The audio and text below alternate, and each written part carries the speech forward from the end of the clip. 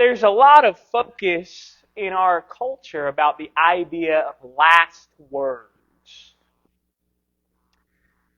There's all sorts of, you can find articles and sometimes entire books that are just focused on the last words of various historical figures or celebrities. And some of them are kind of ironically almost funny in a way, but some of them are tragic, and some of them they are just simply expressing love for their loved ones and their family.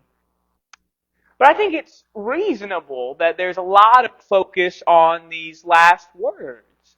Because in some ways, it gives us such a clear, honest look at the hearts of the individual who gives these last words. Not a whole lot of point in dying or lying on your deathbed, you know? There's no point in telling lies. You don't got anybody left to impress because you're going to be gone. And so, in some ways, some of the most honest words we ever get from people are the last words they choose to speak in this life. And so today, in this lesson, we're going to focus on some last words. I know this VBS is about David, and spoiler for the end of the story, David dies at the end. And the Bible records his last words for us. So if you want to turn to 1 Samuel 23, we're going to spend some time looking at the last words of David. Because David's going to talk a lot in these words for us in a very poetic way, as David often does, about his life, about what he wants his legacy to be, about how he defines what success in life is versus what failure in life is. And as we know, David, a man after God's own heart, when he says, here's what a good life is, that warrants sitting down and taking a listen to it. So that's what we're going to do today. We're going to ask David together, David, now that you've lived your great life with all the many successes you've had, what's it all about?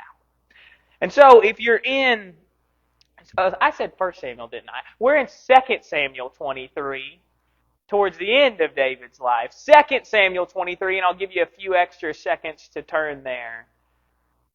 And we're going to just start in verse 1 and just read all of David's last words together. I guess before we do that, I should make one note. David doesn't actually die until 1 Kings 2.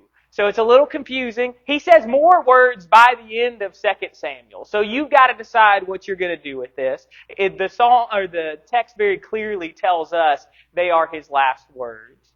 So you can decide. Are they his last words and they just put them out of order in the text? Or are they maybe his last public words, his last inspired words? Whatever the case may be, it's very clear this is a much older David looking back on his life, telling his family, telling the nation, here's what I want you to know. All right, if you're with me in 2 Samuel 23, we're just going to start reading in verse 1. It says, "Now these are the last words of David, the oracle of David, the son of Jesse, the oracle of the man who was raised on high, the anointed of the God of Jacob, the sweet psalmist of Israel. The Spirit of the Lord speaks by me. His word is on my tongue. The God of Israel has spoken. The Rock of Israel has said to me, when one rules justly over men, ruling in the fear of God, he dawns on them like the morning light, like the sun shining forth on a cloudless morning, like rain that makes grass to sprout from the earth. For does not my house so stand with God? For he has made me an everlasting covenant, ordered in all things and secure. For will he not cause to prosper all my help and my desire? But worthless men are like thorns that are thrown away, for they cannot be taken with the hand. But the man who touches them arms himself with iron and the shaft of a spear, and they are utterly consumed with fire." And that's it. Those are David's last words. I want to take just a few minutes together this morning that we can really go through these in a little bit more detail and look at all that David's trying to say to us here. I just love that David starts these words, starts his last declaration with a reminder of who God is. He emphasizes that in verse 3, that God is the rock of Israel, that for the nation and for God's covenant people, all success, a good life, has to be built on their relationship with God. And so David starts these words by emphasizing his own relationship with God. Again, in verse 3, the Spirit of the Lord speaks by me. David's really trying to emphasize here that even though these are his last words, in a way they aren't just his words. He makes it very clear these are God's words as well, which adds even more emphasis for us to this text. These are the united message of God and His servant David, as David reflects back on his own life. And David's first instruction is very simple. Look again in verse 3 and into verse 4. When one rules justly over men, ruling in the fear of God, he dawns on them like the morning light, like the sun shining forth on a cloudless morning, like rain that makes grass to sprout from the earth. In other words, if the king is good, life is good. And here, when David talks about good, he's not just talking about, the king being a nice guy or the king being someone who's pleasant to talk to. No, he's talking about someone who is righteous. A leader who cares deeply about God, who walks with Him, who lives in His truth. And David says, when you have a king, when you have a leader that cares deeply about God, it's good for everybody involved. The way he compares it to sunshine, to rain, these things that are essential for life on this earth, they're essential for any growth that's going to happen. If you think about a plant, right? What do they need? They need air, they need sun, and they need water. And David says here, essentially, for a people to grow, for a group to grow, it is essential for their leadership to follow God. And of course, that has many, many applications for us. Immediately here, David is talking about a king who follows God's law. But I don't think it takes too much of a leap for us to realize this doesn't just apply to kings. If you're an elder in the church, David says, hey, I need you to listen up. Because what I need you to be paying attention to is not all the day-to-day things that can really get you distracted. What I need you to be paying attention to is, are you truly humbly seeking God? If you're a parent, everything that you do has to be centered on this. I know that there's going to be ball practices, and I know that there's going to be this pulling you every which way, but David says, here, I need you to listen up. Here's what matters. Are you centered on God? And that can apply to any sort of influence or leadership we have. If it's in line with righteousness, if people can see the truth of God in our lives, then that's going to bring good things to everyone around us. So you may not consider yourself a leader. You may not have a fancy title. You may not be a boss of any kind. Maybe your kids are out of the house. But people are looking toward you. Other people in this room are looking toward you. And what David wants to focus us all in on, as he's lived his righteous life, is he wants you to look at your life. And he wants to say, am I exhibiting the truth of God in the way I live? Can people see that? We ask this question sometimes. If someone that knew nothing about you, they don't know you from anybody else, if they followed you around for a week, by the end of that week, would they know without you telling them that you were a Christian?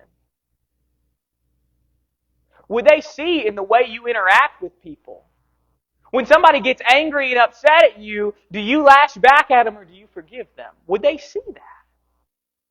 Would they see in the choices you make by how you serve and who you serve? Would you have to tell them at the end of the week you're a Christian? Or would they just know by looking at you? Because Jesus tells his disciples, here's the way the world is going to know you guys from the rest of the world, by your love. That you have the same love that I have loved you with. And I think it's a very similar idea to what David is calling us to here. People should be able to see by the way you live. They should be able to see the light of God's truth. And David says, if you are in alignment with God's truth in the way you live, that's going to bring nothing but good things to those around you.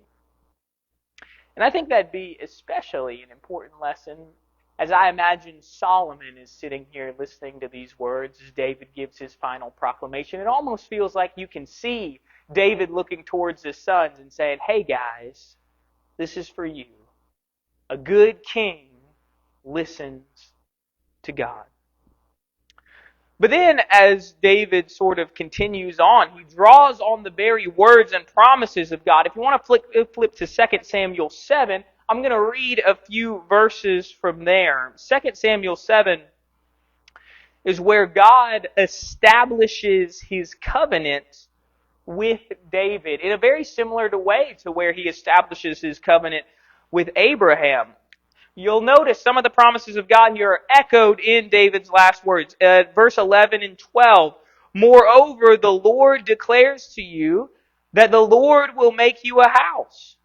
When your days are fulfilled, when you lie down with your fathers, I will raise up your offspring after you, who shall come from your body, and I will establish his kingdom. He shall build a house for my name, and I will establish the throne of his kingdom forever. Or skip down to verse 16 with me. And your house and your kingdom shall be made sure forever before me, and your throne shall be established forever. And so, in David's last words here, he reminds his sons, but also the people, of the promises of God. Back in our text today, notice verse 5. David sort of says, here's how you should know that Solomon should be king after me. Verse 5, God has made with me an everlasting covenant. Of course, we can see from that the very obvious looking forward to the Messianic King Jesus who's going to reign forever. But David doesn't really get that yet. That's further down the line. So here, he's drawing on these promises of God. God promised that he would continue my royal line. And David affirms at the end of his life, we know that we can trust God's promises because they always come true.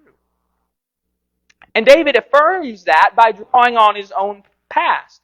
Look at what he says. He says, look at what God has already done with me. He has made an everlasting covenant in verse 5. He is ordered in all things and secure. And then he says, will he not cause to prosper all my help and desire? Let me tell you what I see in that. In other words, God has always been there. God has been there from the very beginning of my life, arranging things and working them for good in my life. And of course we see that in David's life. You think about all the times David's been on the run, all the times his life has been threatened, all the way from when he was just a humble boy running from Saul, all the mighty battles that he fought, from bears and lions to Goliath to even towards the end of his life, even his own son. David's been through a lot. And he draws on that very idea to say, look, God has been with me from the beginning. He made a promise that he was going to establish my line, and he has been arranging things in the background, and now everything is in order. And so David says, of course I know that the rest of his promises are going to come true because everything he's ever said to me before has come true. God has always been with me, and he will never let me down. But then David sort of finishes these last words with kind of the opposite picture. Though it's good to be in God's people, though God is faithful to his people, and all who believe in God will be blessed, David says it's not good for the evil people. Verse 6, the evil are plucked and thrown away like thorns. But they're also like thorns in which they're too dangerous to handle. Verse 7, you can't pick them up because you're going to hurt your hands, so you got to use some sort of tool to get rid of them. It's the exact opposite picture of the godly leaders. Because remember, the godly leaders from earlier, they're like sunshine, they're like rain, they're like all sorts of good things. They make everyone around them grow. They bring them closer to God. And then David says, these evil people, to be around them is to bring pain to yourself. They're thorny. You can't touch them. You can't be too close to them. They're dangerous. That's why David here calls them worthless people in verse 7. They're worse than useless. They are going to bring you down with them. And so that's why David concludes his last words with the assurance that these evil people will be completely burned up right where they lie. David says, assuredly, God is going to take care of wickedness forever. These wicked people will not be allowed to destroy things forever. God's going to handle it. So you can see there's a lot of depth in these words. And I want to take just a few of our last minutes here to apply these words together. I think the main idea that runs through this entire section is how you define what it is to live a good life. The contrast of the lives of the righteous and of the wicked. David shows us the righteous, the wise people, they follow God. They love Him. They keep His word in justice. And so God establishes them and God blesses them. And He sort of says, here's the key to a good life. Make sure you're with God. Make sure you love God. If you love God, David says, you have everything and life is good. And that's made very clear by the second half where David turns around and looks at the wicked. And their life is terrible. Now that's not to say, David doesn't mean by that they're suffering and miserable constantly. It's very clear from most of the rest of David's Psalms. A lot of times the wicked prosper in this world, and he says that's unfair and it's terrible. But David's looking past that here.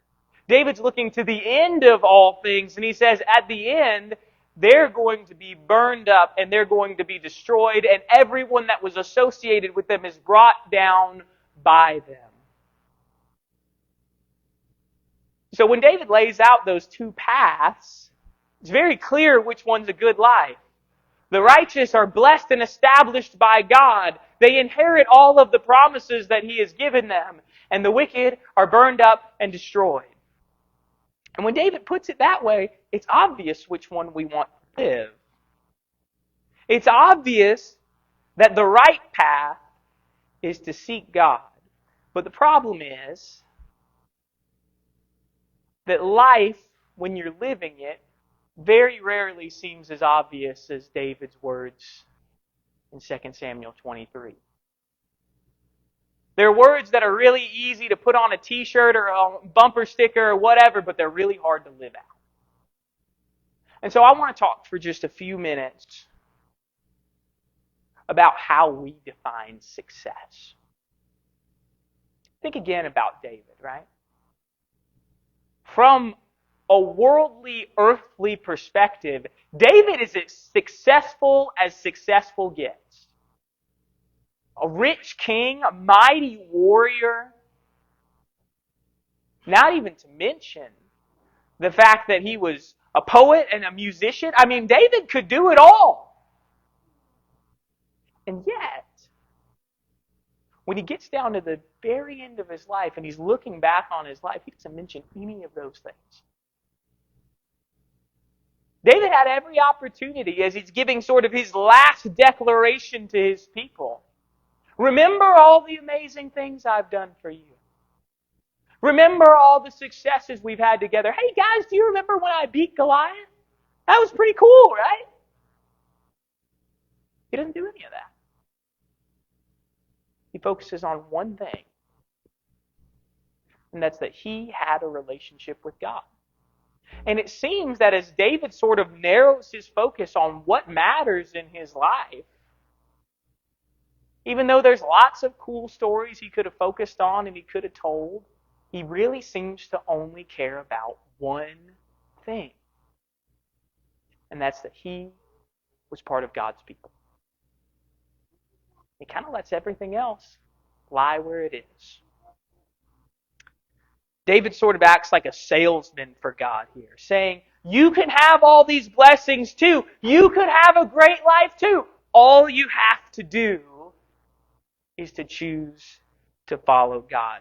But what about for ourselves? Everybody wants a good, successful life. I don't think there's anybody in here that would raise their hand and say, yes, please, I would like to be a failure. Nobody wants that. But how do we define a successful life?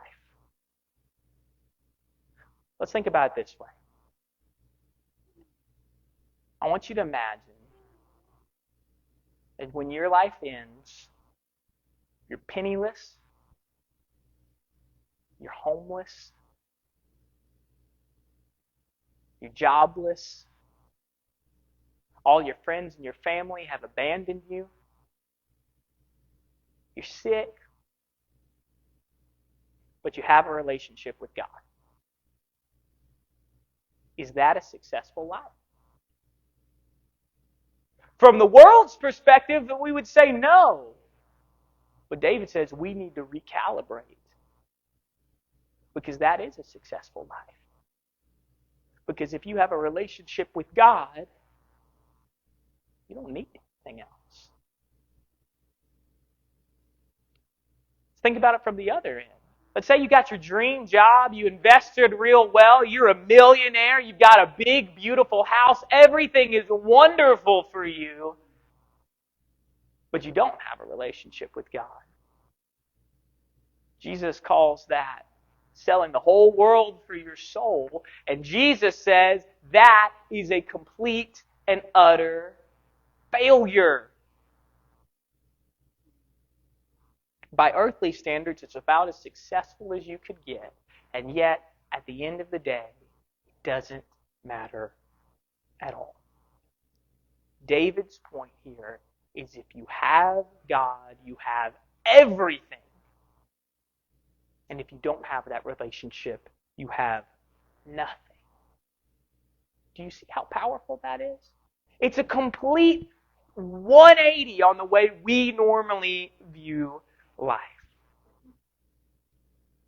It really comes down to where we put our ID. How do we identify ourselves? Because our identification cannot be in being an American or an Arkansan or wherever you're from. It's not in being white or black. It's not in being Republican or Democrat. It's not in our job. It's not in our skills. It's not in what we're good at. It's not in our stuff. It's not in what we've earned. It's not even ultimately in our family, as much as we may love them.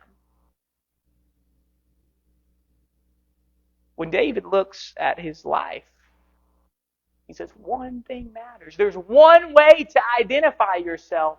Are you with God or not? All of the rest of those things, they can be valuable to us. There is definitely value in them. It's okay for them to be important to us.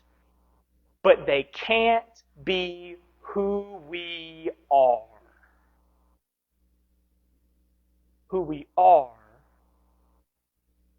people of God. Nothing more and nothing less. And that has to be how we identify ourselves. You know why?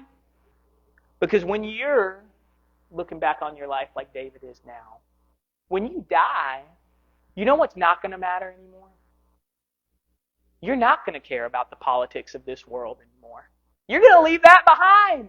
That's going to stay here. You're not going to care about how much was in your 401k. That's going to stay here.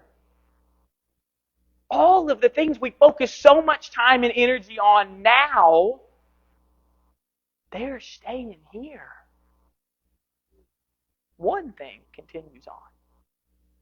There's one thing you get to take with you when you die, and it's the relationship you have with God. And so David says, if that's the only thing that you get to take with you, then you better make sure you're taking time now to cultivate that. That's what matters. And the beauty of that is that it's available to everyone. Because all those other things, you may never have your dream job. You may never even have your dream job offered to you. I can't guarantee you that. You may never have this X amount of money. You may never have this. You may never have that. I can't tell you if that's going to be available to you or not. But the one thing that will always be available, the invitation offered to everyone, is, are you willing to be part of the people of God? So I want to close thinking about, again, our lives. Where do we place our ultimate importance?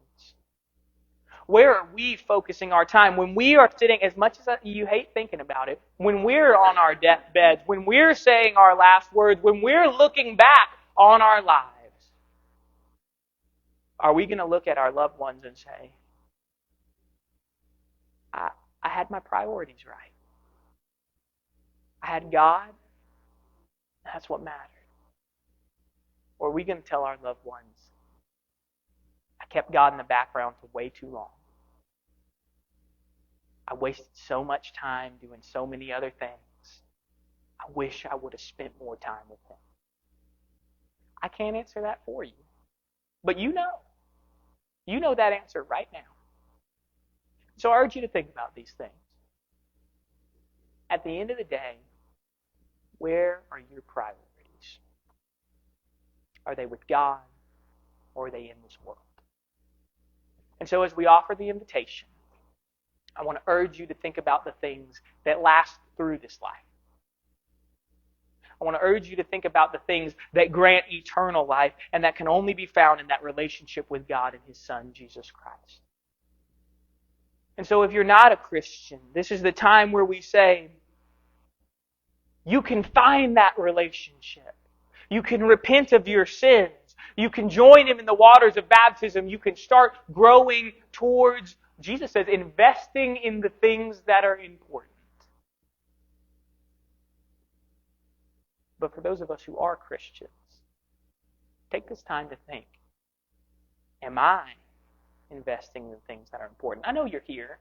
It's a Sunday morning, and you're probably feeling pretty good about yourself because you're here. But is that continuing on for the rest of the week? Where are you focusing your energy?